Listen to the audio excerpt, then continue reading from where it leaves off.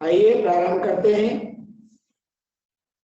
मोक्ष मार्ग से नेतारम वेत्तारम कर्म भूभृताम ज्ञातारम विश्व तत्त्वानां वंदे तद्गुणलब्धये अनंतर सिद्धमेश भगवान की देवादिदेवादि ब्रह्मादिनाथ की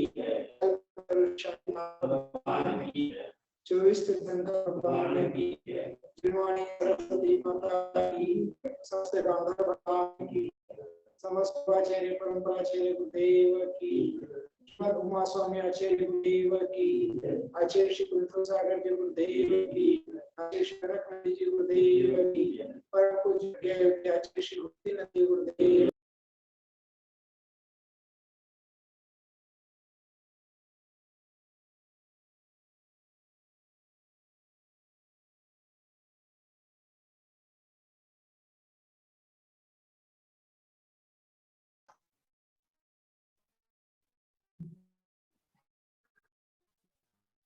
विगत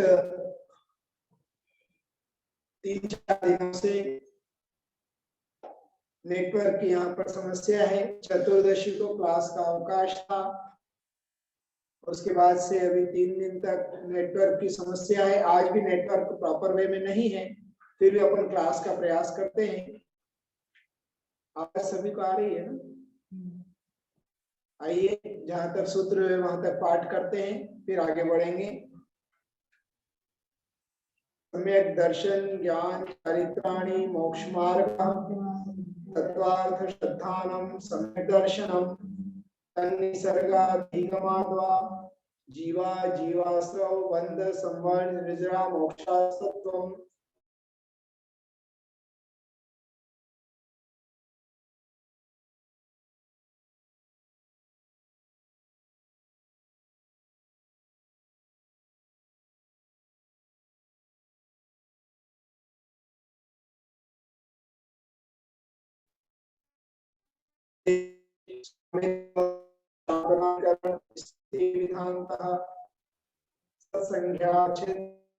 कालांतर भावाल उद्देश्य प्रतितावधि केवलानि ज्ञानम तत्प्रमाणे आदि परोक्षम प्रत्यक्ष मन्यत मति स्मृति संज्ञा चिंता विनिबोधित अर्थांतरम।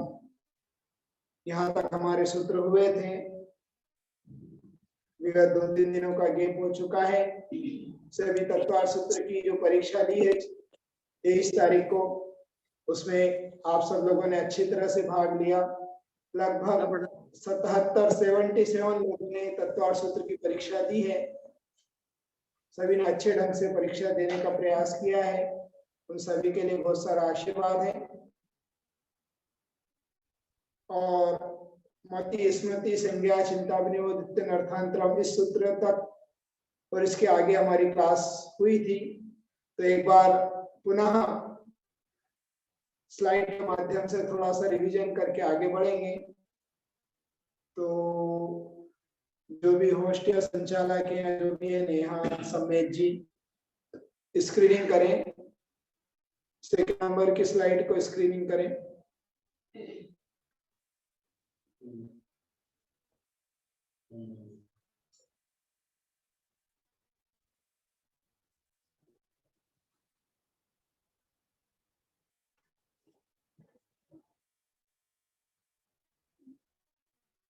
नहीं हो रहा है स्क्रीन, यहाँ तो नहीं आ रहा।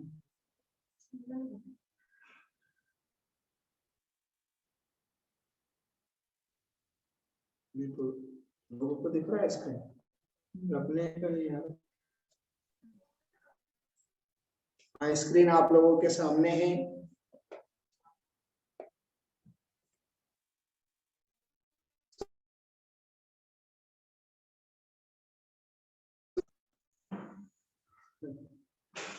श्रुतावधि मनः पर्याय केवलानि ज्ञानम। मति ज्ञान, शुद्ध ज्ञान, अवधि ज्ञान, मनः पर्याय ज्ञान और केवल ज्ञान, ये 5 ज्ञान हैं। ये हमने जाना था। आगे बढ़ाइए।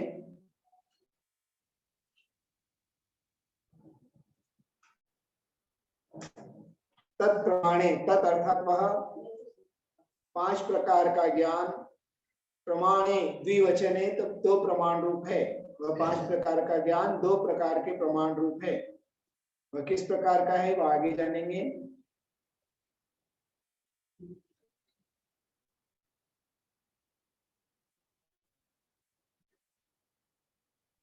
यहाँ प्रश्न किया है, ये ज्ञान ही प्रमाण है, इंद्रिय अथवा सन्निकर्ष किसे प्रमाण नहीं है? तो इंद्रिय और सन्निकर्ष से सूक्ष्म, दूर और अंतरित पदार्थों का ज्ञान नहीं हो सका, नहीं प्रमाण है। अब मैसेज आया है।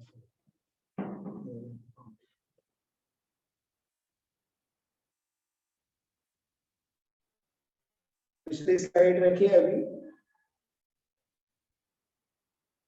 सूक्ष्म, दूर और अंतरित, ये 3 शब्द यहाँ पर आए हैं, उसे भी हमारे लिए जानना जरूरी है। जो सूक्ष्म है, जो हमारे इंद्रियों के गोचर नहीं है, वह जैसे परमाणु, या सूक्ष्म उसे कहते हैं जो स्वयं न तो बाधा पहुंचाता है न बाधित होता है, वह सूक्ष्म होता है।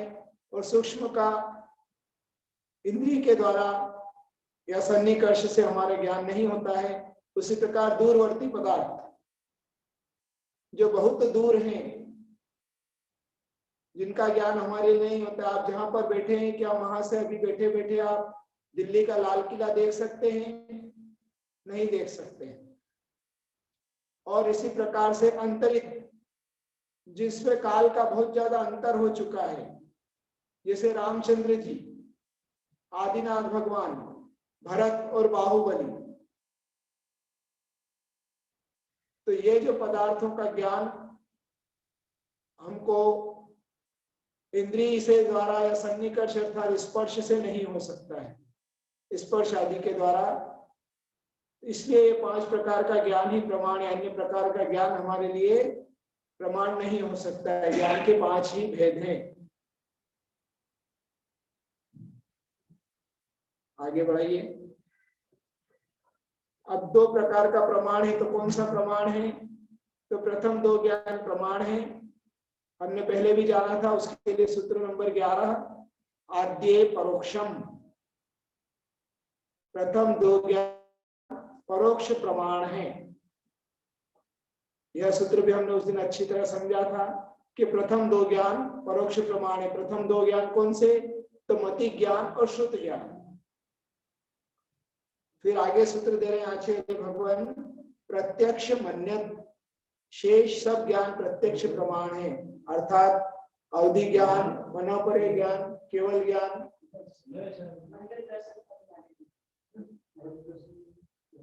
ये सब प्रत्यक्ष प्रमाण है। 3 ज्ञान प्रत्यक्ष है। अर्थात प्रथम 2 ज्ञान परोक्ष ज्ञान है और शेष 3 ज्ञान प्रत्यक्ष ज्ञान है, और यही प्रमाण है। आगे बढ़ाइए, आगे लीजिएगा। प्रमाण अर्थात सम्यक ज्ञान, सम्यक ज्ञानम प्रमाणम। उसके 2 भेद यहाँ पर ट्री में बताए, परोक्ष प्रत्यक्ष। इंद्रिय और मन की सहायता से पदार्थों को जानना परोक्ष ज्ञान है, और बिना किसी सहायता से केवल आत्मा के द्वारा पदार्थों को स्पष्ट जानना प्रत्यक्ष ज्ञान है। ये दोनों प्रत्यक्ष और परोक्ष की परिभाषा यहाँ पर हमारे सामने है। इंद्रिय और मन की सहायता से पदार्थों को जानना, और बिना किसी सहायता के केवल आत्मा के पदार्थों को स्पष्ट जानना प्रत्यक्ष प्रमाण है। आगे लीजिएगा।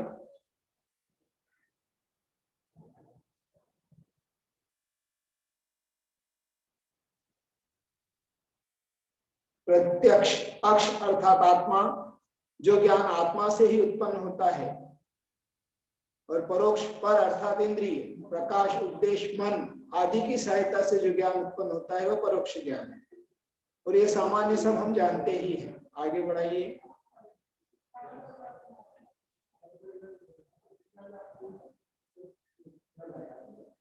यहाँ पर चार्ट दिया है। प्रमाण, प्रत्यक्ष प्रमाण, परोक्ष प्रमाण। प्रत्यक्ष के 2 भेद हैं, विकल्प प्रत्यक्ष, सकल प्रत्यक्ष। परोक्ष के 2 भेद हैं, मति ज्ञान, शुद्ध ज्ञान। विकल्प प्रत्यक्ष अवधि ज्ञान और मनोपरे ज्ञान, सकल प्रत्यक्ष केवल ज्ञान। इस प्रकार प्रमाण का एक ट्री यहाँ पर बनाया है। आगे बढ़ाइए।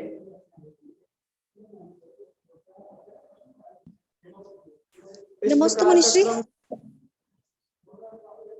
जी। श्रुत केवली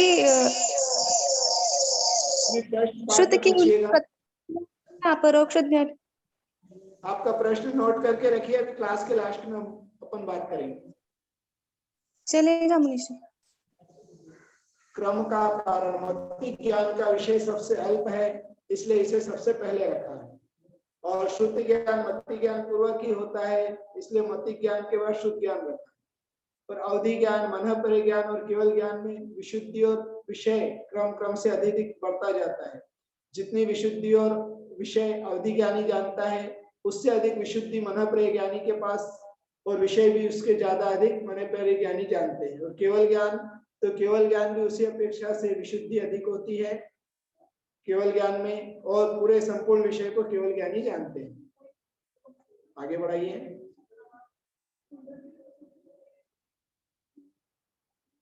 पांच प्रकार के ज्ञान में अब यहाँ पर मति ज्ञान की परिभाषा हमको दे रहे हैं। मति ज्ञान किसे कहते हैं? तो इंद्रिय और मन की सहायता के द्वारा मूर्त और अमूर्त पदार्थों को जानना मति ज्ञान का विषय है। अब प्रश्न होता है, अमूर्त पदार्थों को कैसे जानता है? क्या हम अमूर्त पदार्थों को जान पा रहे हैं? तो हाँ, हमारी मति ज्ञान के द्वारा हम जो आगम पर श्रद्धा कर रहे हैं, भगवान की वाणी पर जो श्रद्धा कर रहे हैं, उस अपेक्षा से हम अमूर्त पदार्थों को जानते हैं। बाकी प्रत्यक्ष रूप से मति ज्ञान अमूर्त पदार्थों को नहीं जान सकता। आगे बढ़ाइए।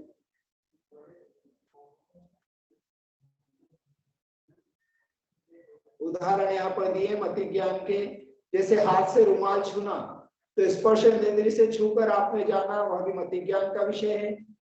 रसना से आम चखना, अर्थात आपने जिह्वा इंद्रिय, रसना इंद्रिय के द्वारा आम को ग्रहण किया, उसका जो स्वाद लिया, तो वह किससे मालूम पड़ा कि आम खट्टा है, मीठा है, किस प्रकार का है, खट मीठा है? तो यह जो आम चखा आपने रसना इंद्रिय से जाना, तो रसना इंद्रिय के माध्यम से आपको ज्ञात हुआ कि आम कैसा है। तो आम का ज्ञान, आम के स्वाद का ज्ञान रसना इंद्रिय से हुआ, इसलिए वह भी मति ज्ञान का विषय है। इसी प्रकार से नाक से खुशबू सूंघना, आम सुगंधित है। आंखों से रंग देखना, अर्थात आम पीला है। और कान से संगीत आदि आवाज आदि सुनना, यह सब इसके माध्यम से जो ज्ञान होता है वो मति ज्ञान का विषय है। आगे बढ़िए।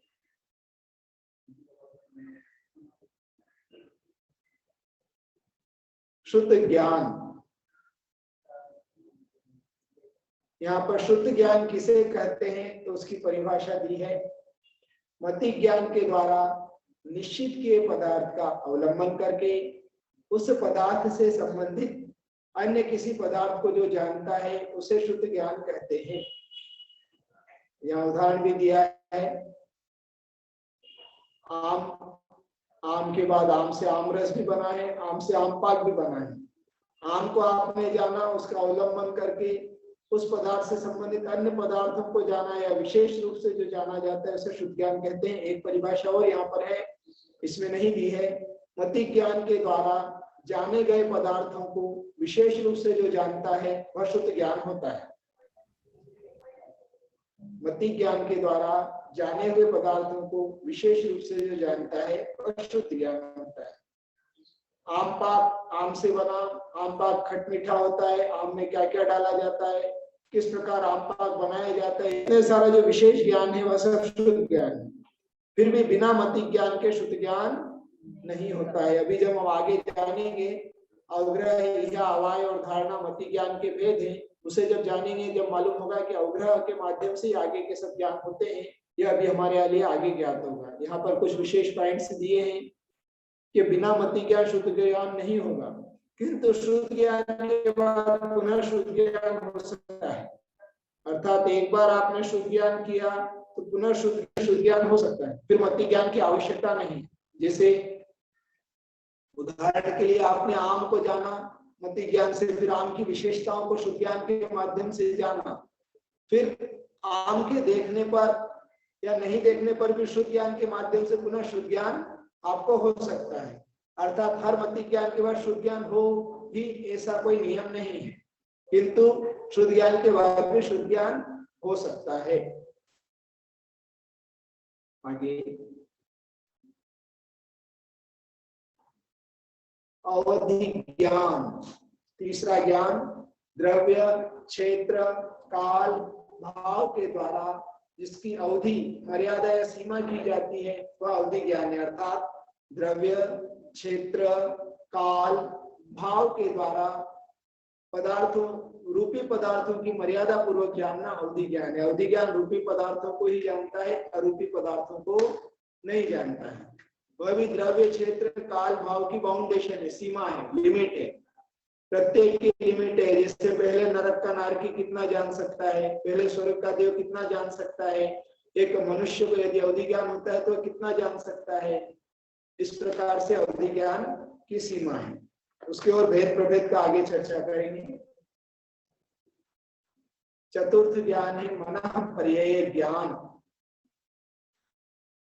जीवों के मन में स्थित जो रूपी पदार्थ हैं, जिसका उन जीवों में जटिल या सरल रूप से विचार कर लिया है या भविष्य में करेंगे, उसको स्पष्ट जानने वाले ज्ञान को मनः पर्यय ज्ञान कहते हैं। सरल परिभाषा है, जीवों के मन में स्थित, चिंतित,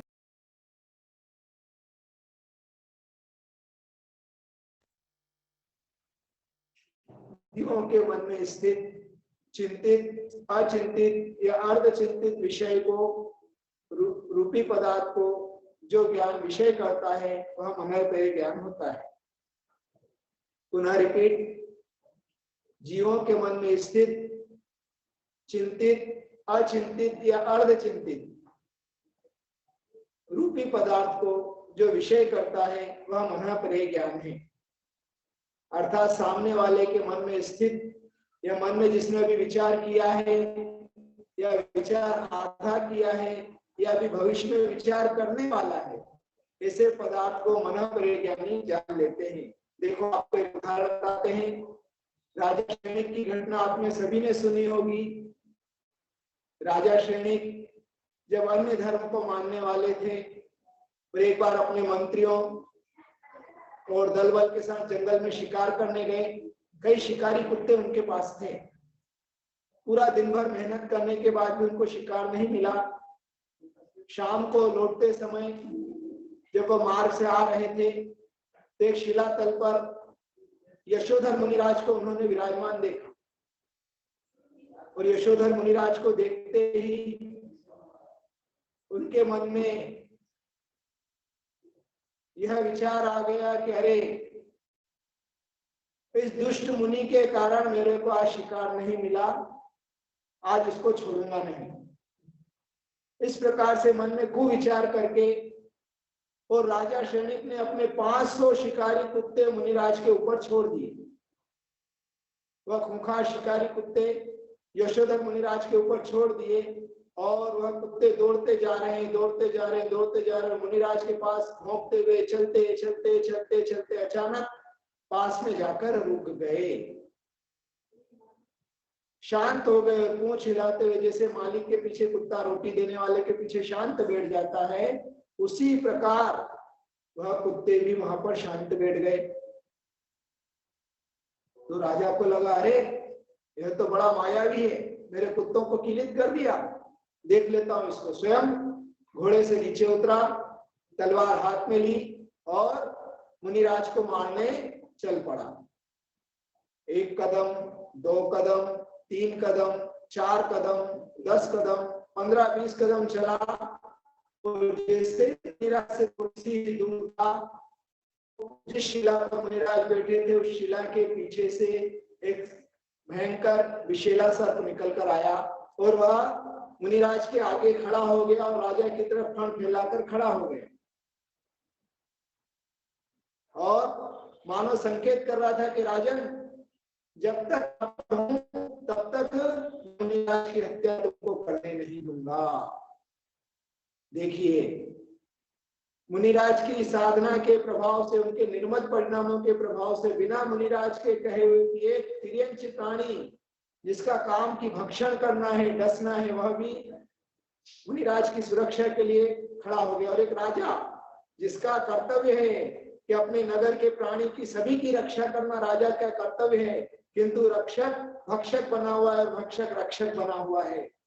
वह दृश्य सामने उपस्थित है और राजा को क्रोध आया कि अरे पहले तेरे को ही देख लेता, और उस तलवार से सांप के 2 टुकड़े कर दिए और सांप के मरे हुए शरीर को मुनिराज के ऊपर डाल दिया और प्रसन्न होता हुआ अपने नगर को चला गया। और 3 दिन बीतने के बाद एक दिन संध्या काल में, ठंडी का समय था, रानी चेलना के पास शयनागार में वह था और अचानक हंसते हुए ठहाका लगाते हुए कहते हैं, रानी मैंने बदला ले लिया, मैंने बदला ले लिया। रानी को आश्चर्य हुआ, अरे आपने बदला ले लिया? किस बदला ले लिया? अरे वो रानी एकदम शॉक हुआ, क्या बोल रहे थे, किससे बदला ले लिया? क्या हुआ, मेरे गुरु को क्या किया तुमने? अरे मैं उस दिन शिकार करने गया था और ऐसा ऐसा वो पूरी घटना सुना दी। फूट फूट करने लगी, हाय मेरे किसे किस्मत, पाप कर्म का उदय है, कैसा दुष्ट पति मुझको मिला है, मेरे गुरु के ऊपर इसने उपसर्ग किया। तो शैनिक बोलता है, अरे रानी क्यों विलाप करती हो, उस बात को तो 3 दिन हो चुके हैं, अभी तक था वो ढोंगी तो वो सर्प को निकाल कर कहीं और चला गया होगा। तो वह रानी कहती, नहीं, अगर वह दिगंबर मुनिराज होंगे तो किसी भी हालत में उपसर्ग आने पर अपने स्थान से विचलित नहीं होंगे, और अगर वह दिगंबर मुनिराज नहीं होंगे तो वहां से चले गए होंगे। जब रानी को इस प्रकार होते हुए देखते हुए राजा शैनिक को भी थोड़ा सहमपना आया कि अरे इतनी दृढ़ता रानी का, इतना विश्वास। ठंडी का समय, रानी ने अभी बोला कि अभी चलो, अभी मुझको ले जाओ। राजन बोला, अरे रानी बहुत ठंडी है, कल जाएंगे, सुबह देखेंगे। कि नहीं, अभी ही चलना होगा। तो राजा शैनिक ने आदेश दिया, हाथी निकाला गया, ठंडी का समय है, चांदनी रात है, राजा शैनिक और रानी दोनों उसके ऊपर विराजमान हैं और चलते जा रहे हैं। सैनिक भी पैदल चल रहे हैं, राजा शैनिक ठिठुर रहा है, रानी चेलना आंखों से अश्रु बहा रही है, मन में विचार कर रही हो, मेरे पति ने कितना बुरा कार्य किया है, क्या गति इनकी होगी, धिक्कार है मेरे जीवन को, मेरा ऐसा दुष्ट पति मुझको मिला है। इसी प्रकार मन में विकल्प संकल्प करते हुए जा रही है और चलते चलते चलते चलते बियाबान जंगल में पहुंचे। राजा शैनिक तो ठंड से ठिठुर रहा है। राजा और थोड़ी दूर जाते ही दूर से देखा तो चांदनी रात में दूर से ही मुनि की झलक उसी शिलातल पर दिखाई दी। राजा शैनिक को भी आश्चर्य हो। इस प्रकार वह दोनों हाथी से उतरे।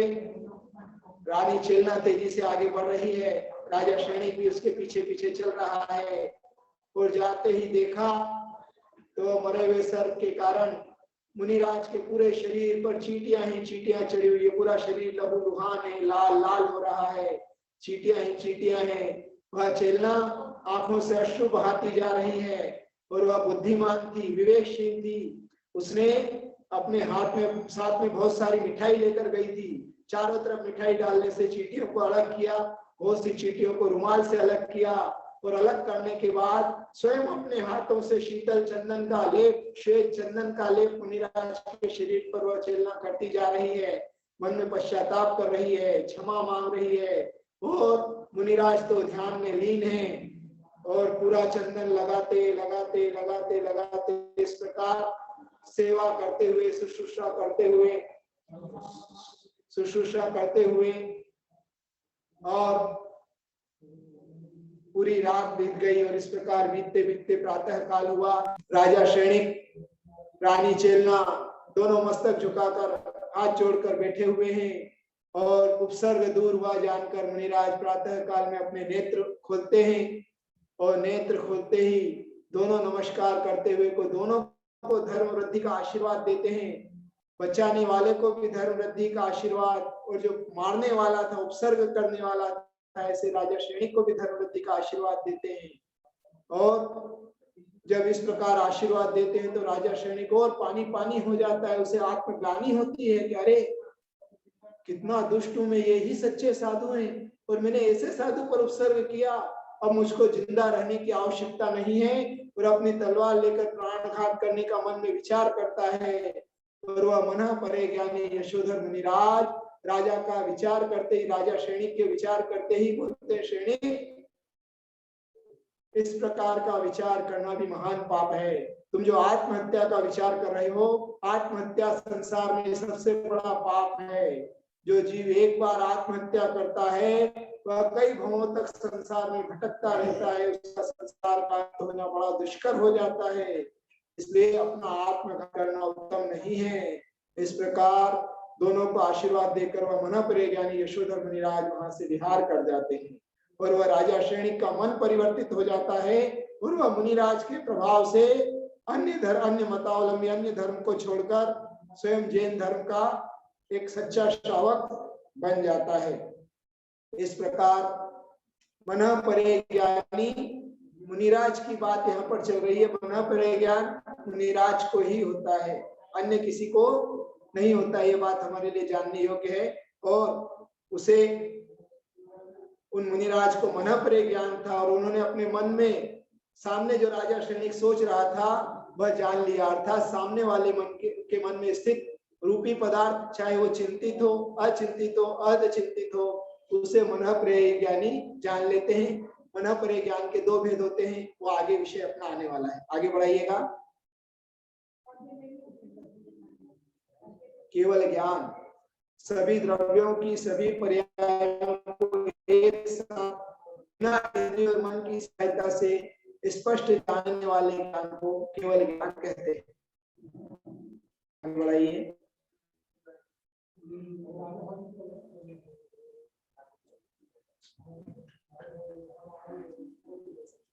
अब ज्ञान संबंधी कुछ विचार यहाँ पर दिए हैं जो कि हमारे लिए प्रयोजनभूत हैं। मति ज्ञान, शुद्ध ज्ञान, और उसके सामने दूसरे कॉलम में लिखा है केवल ज्ञान। का की मात्रा छोटी है, वहां पर केवल ज्ञान नहीं, केवल ज्ञान। हमारा वर्तमान प्रकट ज्ञान जो है वह मति ज्ञान, शुद्ध ज्ञान है, किंतु हमारा स्वभाव क्या है? केवल ज्ञान। भैया बाहर थोड़ा धीरे बोलिए, क्लास चल रही है।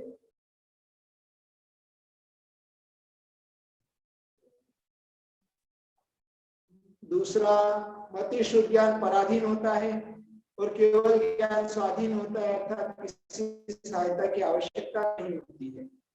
और मति ज्ञान, शुद्ध ज्ञान क्रमिक क्रम से इंद्रियों द्वारा पदार्थों को क्रम से जानता है, जबकि केवल ज्ञान संपूर्ण पदार्थों को बिना इंद्रिय की सहायता के युगपत जानता है। आगे लीजिएगा।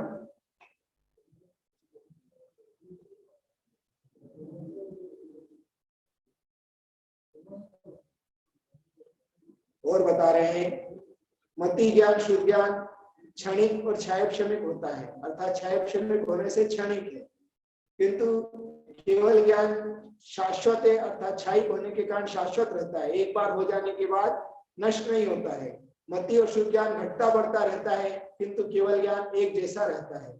मति शुद्ध ज्ञान इंद्रियज है, अर्थात इंद्रियों से या मन से उत्पन्न होता है, और केवल ज्ञान अतीन्द्रियज है, अर्थात मन और इंद्रिय के अलावा केवल ज्ञान आत्मा से उत्पन्न होता है। आगे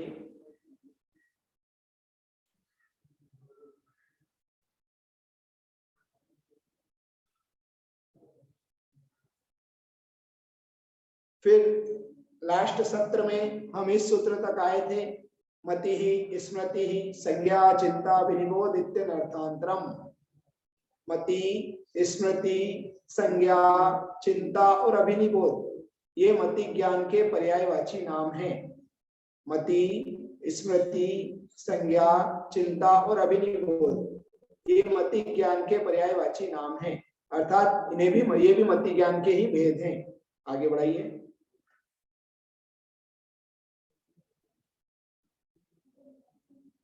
उनका यहाँ पर सामान्य में परिचय दे रहे हैं। पिछले सत्र में हमने सबकी परिभाषाएं देखी थी। मति इंद्रिय और मन की सहायता से होने वाला ज्ञान मति ज्ञान। स्मृति अर्थात स्मरण रूप जो ज्ञान है, पूर्व का वर्तमान में स्मरण होना स्मृति ज्ञान है। संज्ञा मति ज्ञान और स्मृति ज्ञान का जोड़ रूप जो ज्ञान होता है उसे संज्ञा या प्रत्यय ज्ञान भी कहते हैं। चिंता तर्क या व्याप्ति के ज्ञान को चिंता कहते हैं, और अभिनिबोध अर्थात अनुमान ज्ञान को अभिनिबोध कहते हैं। आगे लीजिएगा।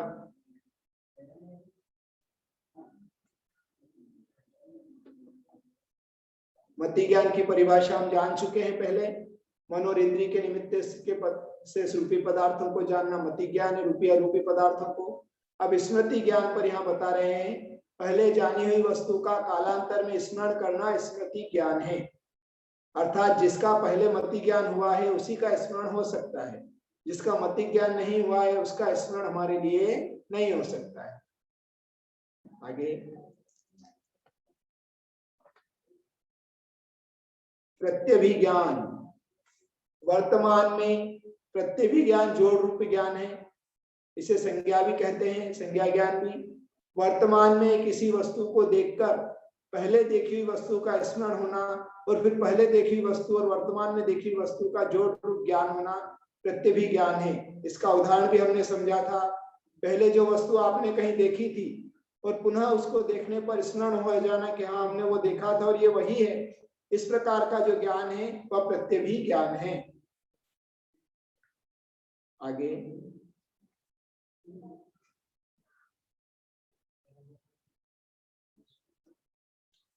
प्रत्यभिज्ञान के कुछ भेद यहाँ पर दिए हैं। एकत्व, सादृश्य, विसादृश्य और तत्प्रतियोगी। अर्थात एकत्व ये वही है। एक बार आपने कुतुब मीनार देखा, दूसरी बार दिल्ली गए कुतुब मीनार गए, तो ये वही है जो 10 साल पूर्व हमने देखा था। और सादृश्य, उसके जैसी कोई वस्तु देखकर उस वस्तु का ज्ञान हो जाना, ये वैसा ही है, ये उसके समान है, यह सादृश्य प्रत्यभिज्ञान है। और विसादृश्य ये उससे भिन्न है। कुछ पुरानी वस्तु का स्मरण में आकर वर्तमान वस्तु को देखकर अरे यह तो उससे भिन्न है, तो यह भी प्रत्यभिज्ञान है। और तत्प्रतियोगी ये उससे छोटा है या बड़ा है। आपके पास पूर्व में कोई वस्तु थी, मान लो कोई बाइसिकल आपने खरीदी है, पहले सिंपल वाली बाइसिकल थी और अब नवीन साइकिल है, तो पुरानी बाइसिकल के स्मृति हो जाना, नवीन बाइसिकल को देखना और दोनों में तुलनात्मक अध्ययन करने पर अरे ये उससे छोटी है या इसमें और उसमें ये अंतर है, इस प्रकार का ज्ञान भी होना प्रत्यभिज्ञान है। उसे तत्प्रतियोगी प्रत्यभिज्ञान कहते हैं। अर्थात पूर्व स्मृति और वर्तमान के जोड़ रूप ज्ञान को प्रत्यभिज्ञान कहते हैं। आगे बढ़ाइएगा। तर्क, व्याप्ति के ज्ञान को तर्क कहते हैं। जैसे व्याप्ति अर्थात साध्य के अभाव में साधन के अभाव को तथा साधन के सद्भाव में साध्य के सद्भाव को व्याप्ति कहते हैं। अविनाभाव भी इसे कहते हैं। जैसे अग्नि और धुआं, जहां जहां अग्नि है वहां वहां पर धुआं होगा, साध्य और साधन। इस प्रकार से आगे और उदाहरण से इसको समझते हैं। आगे बढ़ाइए। देखिए, साध्य अग्नि है तो साधन धुआं है, उसी प्रकार से साध्य आत्मा है तो साधन ज्ञान है। अर्थात जहां जहां आत्मा होगा वहां पर ज्ञान होगा ही होगा, और जहां जहां पर ज्ञान नहीं है वहां वहां पर आत्मा नहीं हो सकता है। जहां जहां पर धुआं नहीं है वहां पर अग्नि नहीं हो सकती है। उसी प्रकार से साध्य पुद्गल और साधन रंग, तो पुद्गल का स्पर्श रस गंध वर्ण, ये 4 पुद्गल के गुण होते हैं। तो जहां पर वर्ण नहीं है, जहां जहां वर्ण है वहां वहां पर पुद्गल है। तो साधन से साध्य का ज्ञान होना या साध्य से साधन का ज्ञान होना, यह हमारे लिए व्याप्ति तर्क है। उसी प्रकार से मुनि के लिए उदाहरण दिया, यहाँ कमंडल दिया है। कमंडल की अपेक्षा पीछी का उदाहरण ज्यादा सटीक होता है। मुनि साध्य, जहां जहां पीछी है वहां वहां मुनि है, और बिना पीछी के मुनि नहीं है, वर्तमान की अपेक्षा है। बाकी तीर्थंकर भगवान जब मुनि अवस्था में होते हैं उन्हें पीछी की आवश्यकता नहीं है। रिद्धिधारी आकाशगामी रिद्धिधारी के मुनिराज के भी पीछे की आवश्यकता नहीं है। उदाहरण एक देश होता है समझने के लिए। आगे बढ़ाइए। अभिनिबोध, अनुमान ज्ञान, साधन से साध्य के ज्ञान को अनुमान कहते हैं। साधन से साध्य के ज्ञान को अनुमान कहते हैं। जैसे रसोई में धुआं दिख रहा है तो वहां अग्नि होना चाहिए, अनुमान ज्ञान है। दूर बहुत बादल, गहरे बादल दिखाई दे रहे, ऐसा लग रहा है शायद वहां बारिश हो रही है, वहां बारिश होना चाहिए, वहां वर्षा हो रही होगी। इस प्रकार का जो अनुमान ज्ञान होता है उसे अभिनिबोध कहते हैं। आगे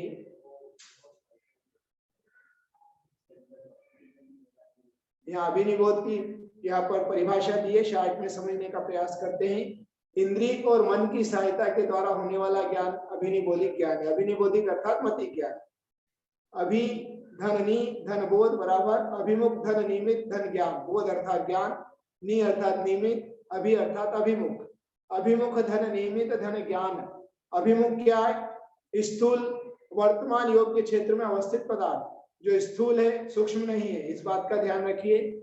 सूक्ष्म पदार्थ को हम नहीं देख सकते, इसलिए स्थूल जो सामने है। और नियमित जिस जिस इंद्रिय का जो जो निश्चित विषय है वही नियमित, अर्थात आंखों के द्वारा देखना ही आंखों का नियमित विषय है। नाक के द्वारा सुगंध दुर्गंध का ज्ञान होना ही नाक का विषय है। कान के द्वारा कभी सुगंध दुर्गंध का ज्ञान हमारे लिए नहीं होता है।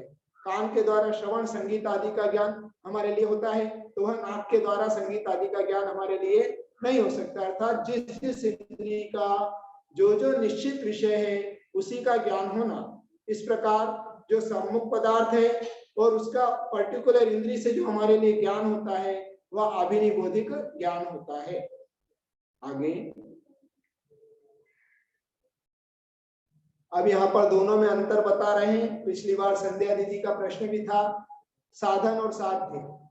जहाँ ज्ञान होता है वहां आत्मा होती है, यह तर्क हो गया, यह व्याप्ति का ज्ञान हो गया। किंतु अनुमान इस व्यक्ति के ज्ञान है, अतः यह जीव है, यह अनुमान ज्ञान है। अनुमान ज्ञान किसी में उस लक्षण को देखकर पता लगाया जाता है, किंतु तर्क में निश्चित होता है कि जहां जहां ज्ञान होता है वहां पर निश्चित मतलब आत्मा है। जहां जहां पर धुआं है वहां निश्चित रूप से अग्नि है, यह तर्क हो गया। किंतु कहीं पर दूर धुआं देखकर अनुमान लगाना कि यहाँ पर अग्नि हो सकती है, तो यह अनुमान ज्ञान और तर्क ज्ञान में अंतर है। आगे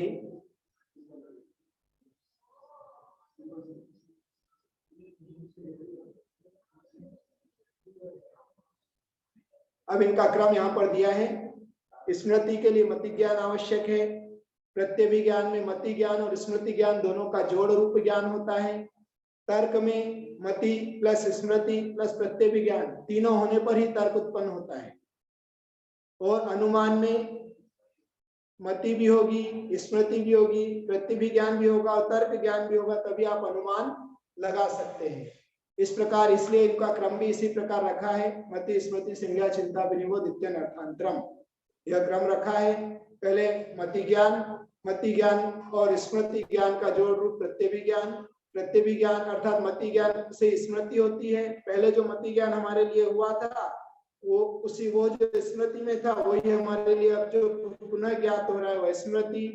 फिर प्रत्यभिज्ञान में मति और स्मृति दोनों का जोड़। फिर तर्क में मति स्मृति और प्रत्यभि तीनों का जोड़। और अनुमान ज्ञान में मति स्मृति प्रत्यभि और तर्क ज्ञान चारों का जोड़ होता है। इस प्रकार हमने यह इस सूत्र को विस्तार से पुनः जाना, रिवीजन किया, आपको बहुत अच्छे से समझ में आया होगा। आज की क्लास का विषय इतना ही रखेंगे, समय अपना हो रहा है। नेटवर्क तकनीकी समस्या की वजह से क्लास थोड़ी सी देर से प्रारंभ हुई। हाँ, कोई प्रश्न पूछना चाहते हो तो अभी प्रश्न पूछ सकते हैं। नमस्ते गुरुदेव। हाँ, ये प्रश्न पूछने वाले दिखाई नहीं देते भाई। नमस्ते गुरुदेव। हाँ बोलिए। गुरुदेव, एक तो पहले का है वो निक्षेप के बारे में थोड़ा समझ कम आया था। वो लास्ट में वो पेपर आया था ना, तो उसमें निक्षेप में बहुत मिस्टेक हुई थी। तो द्रव्य निक्षेप, उसका मीनिंग क्या होता है ये, फिर सन्निकर्ष का मीनिंग और विकल सकल का मीनिंग ये नहीं पता चला। पहला प्रश्न तो द्रव्य निक्षेप है। हाँ, वो निक्षेप में समझ नहीं आया, उसमें मैंने बहुत गलती की थी पेपर में।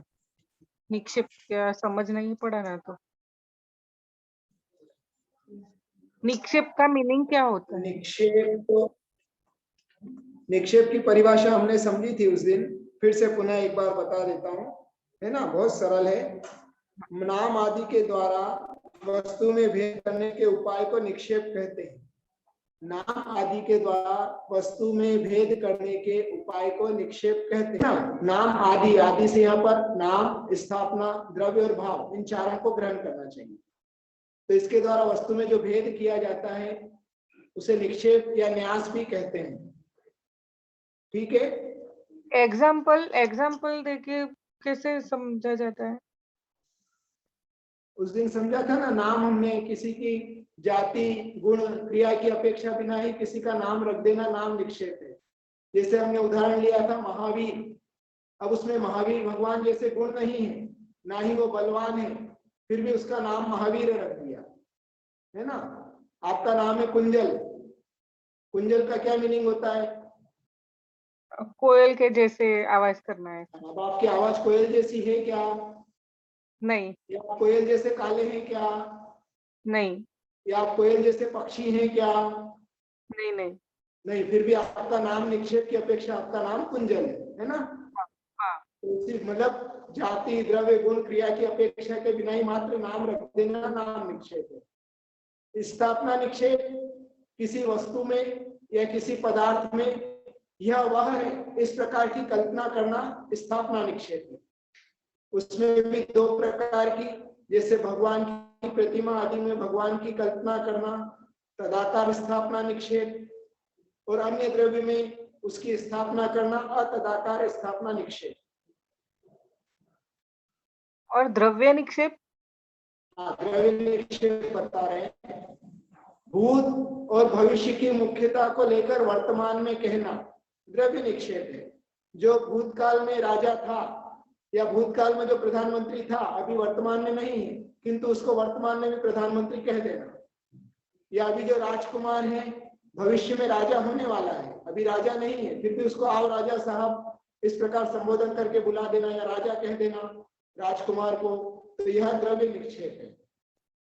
और भाव निक्षेप जिस समय वह जिस रूप में है उसी रूप में कहना भाव निक्षेप है। ठीक है, उसका एग्जाम्पल भाव निक्षेप का? भाव निक्षेप समोशरण में विराजमान महावीर भगवान को ही महावीर कहना, या पूजा करते समय ही पुजारी कहना। पूजा करते समय पुजारी कहना, पुजारी, हाँ। या क्लास में पढ़ाते समय टीचर को उसी समय शिक्षक कहना, अन्य समय में शिक्षक नहीं कहना। जिस समय वो क्लास में पढ़ा रहे हैं उसी समय वो शिक्षक है, यह भाव निक्षेप। इस प्रकार तो चारों निक्षेप। काल और क्षेत्र फिर किसे बोलते हैं? काल मतलब समय ही हुआ ना। क्षेत्र के अभी कोई विषय आया ही नहीं है। काल और ऐसा नहीं क्षेत्र था, काल क्षेत्र निक्षेप ऐसा नहीं है ना? नहीं नहीं। अच्छा, ठीक। हाँ, और किसी का प्रश्न तो पूछिए अगले। नहीं, और गुरुदेव सन्निकर्ष हाँ बोलिए, कौन है? गुरुदेव सॉरी, मेरा ही था। वो सन्निकर्ष का मीनिंग क्या होता है? स्टार्टिंग में सन्निकर्ष और विकल और सकल।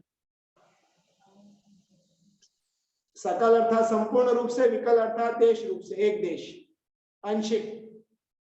और सन्निकर्ष? सन्निकर्ष अर्थात संपर्क होने पर। जी गुरुदेव, नमोस्तु। आगे और कोई प्रश्न है? नमस्ते मुनिश्री। प्रश्न किसका है, दिखाई नहीं दे रहे हो? हाँ, नमस्ते मुनिश्री। हाँ पद्मावती, बोलिए, आशीर्वाद। हाँ, अवधि ज्ञान रूपी पदार्थों को जानता है ना जी। हाँ, फिर स्वर्ग में या नरकों में वो अगले भाव कैसे जान सकते हैं मुनिश्री? वो तो फिर आत्मा का विषय तो अरूपी हो गया ना, आत्मा तो। समझ में नहीं आया कुछ भी? हाँ, जैसे अवधि ज्ञान रूपी पदार्थों को जानता है।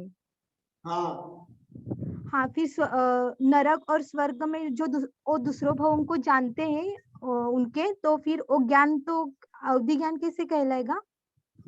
दूसरे लोगों को जानते तो दूसरे लोग रूपी हुए कि नहीं उनके लिए? नहीं, दूसरे भावों को जानते हैं ना। भवों को?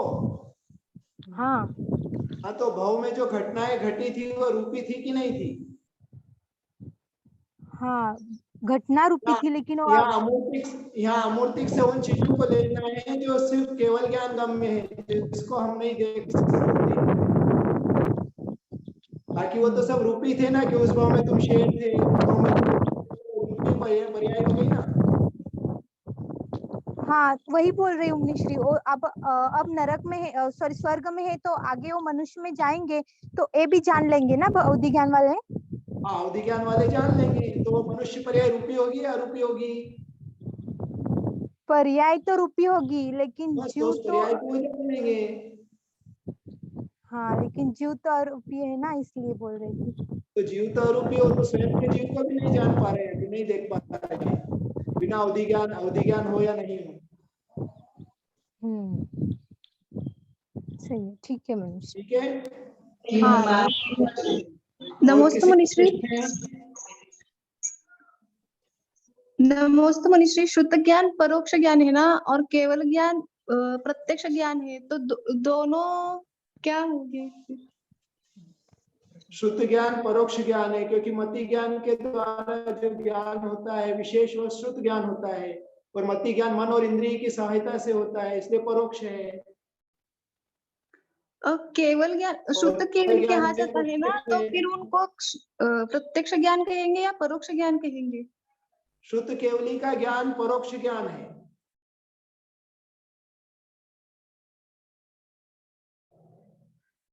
शुद्ध केवली का ज्ञान, शुद्ध केवली वह केवली उस अपेक्षा से वो केवल ज्ञानी नहीं है, पर संपूर्ण शुद्ध को जानते हैं, इस अपेक्षा से उनको केवली कहा गया है, पर केवल ज्ञानी नहीं है। केवल ज्ञानी तो सब द्रव्य और सब पदार्थों को युगपत एक साथ जानते हैं। जी नमस्ते मुंशी जी, आशीर्वाद। चलिए, और कोई प्रश्न नहीं है। आज की क्लास में आरिका धवलमती माता जी, जो कि आचार्य श्री विमल सागर जी की शिष्या है, दीर्घ दीक्षित है, वह भी हमारे साथ यहाँ पर क्लास में है। वह दर्शन करना चाहती है, और उनको अगर संभव हो तो उनका वीडियो ऑन कीजिए, सब लोगों को भी उनके दर्शन कराइए। हमारा उनके लिए बहुत सारा आशीर्वाद है। संध्या दीदी यदि हमारी आवाज सुन रही हो तो आरिका धवलमती माता जी देखिए संध्या दीदी के पास है। वंदामी माता जी, वंदामी माता जी। बहुत सरल शांत वंदामी माता जी, वंदामी माता जी, वंदामी माता जी, वंदामी माता जी।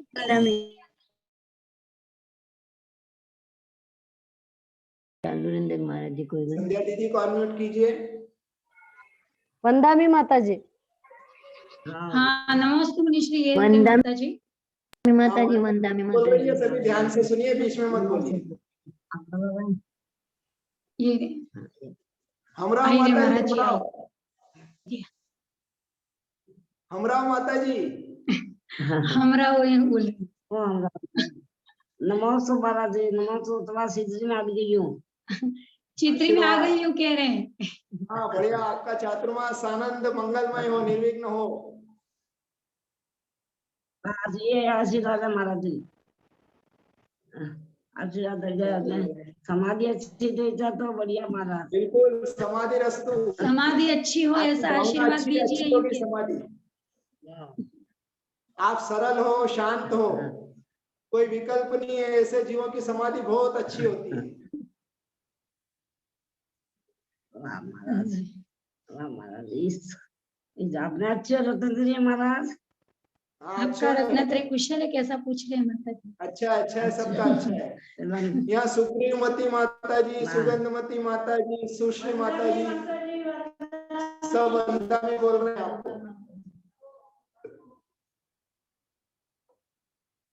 हाँ, वंदा में माता जी।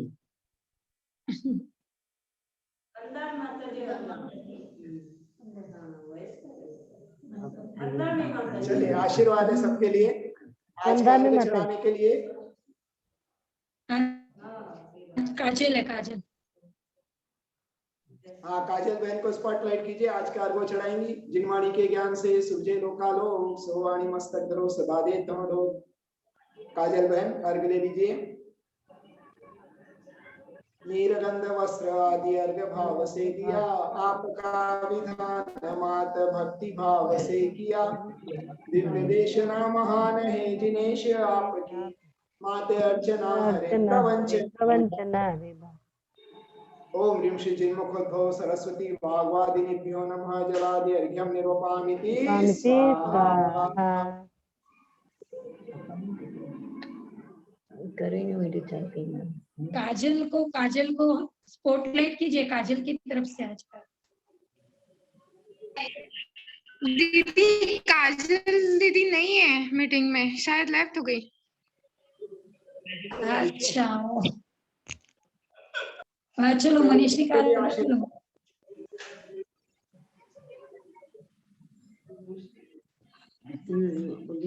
हाँ मनीषी। अरे